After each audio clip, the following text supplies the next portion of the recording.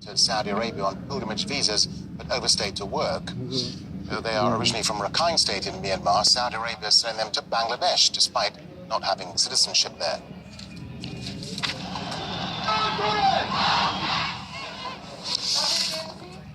So, joining me now from Frankfurt is Nay San Luin. He's a Rohingya activist who has been communicating with those deportees in Jeddah. So what more... Can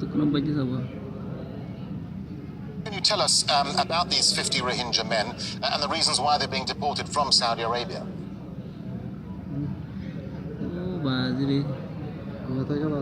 Thank you. I believe they are now on board in the flight to Dhaka. The flight will take off from Jeddah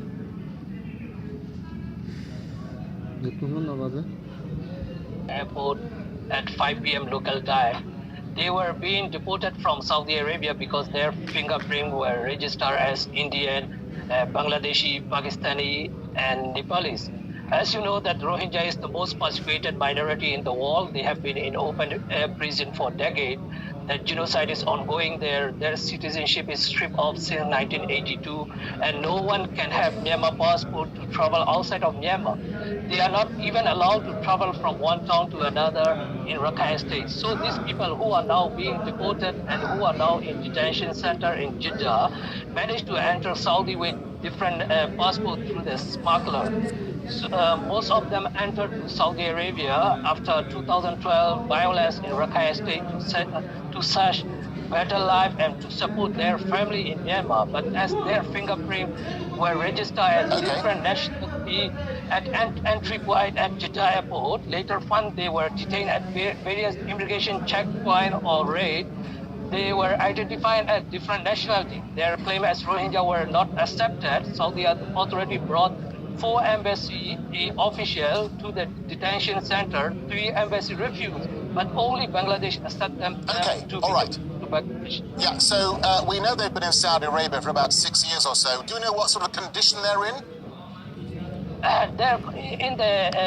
They were in the large detention center in Jeddah. In each room, they have about 64 inmates, and they are not allowed to go to the one room from one room to another. They have some mobile phone with the internet, so I could communicate with them.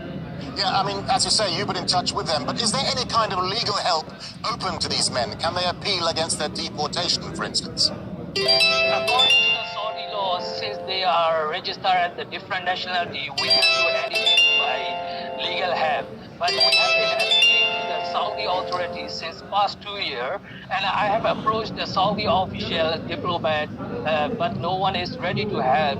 So we are now in the process to approach the European government to appeal the Saudi authority to the European government. Just a final thought. So what will happen to these men once they get to Bangladesh then? I believe they will be transported to the refugee camp in Cox's Bazar. All the deportees, they are very much afraid of being detained again at the Dhaka airport. I have also sent all the detailed information to the UNHCR senior protection officer in Dhaka. I am sure that they are well aware of this deportation because Bangladesh media also have given some coverage. So I believe they will be put in the refugee camp. They will not be detained again because Bangladesh is accepting them by knowingly that they are the Rohingya. Nay San Luin, thank you very much indeed for your time. Thank you, thank you. All right, let's go back to our top story now, the coup attempt in Gabon. Well, I'm thank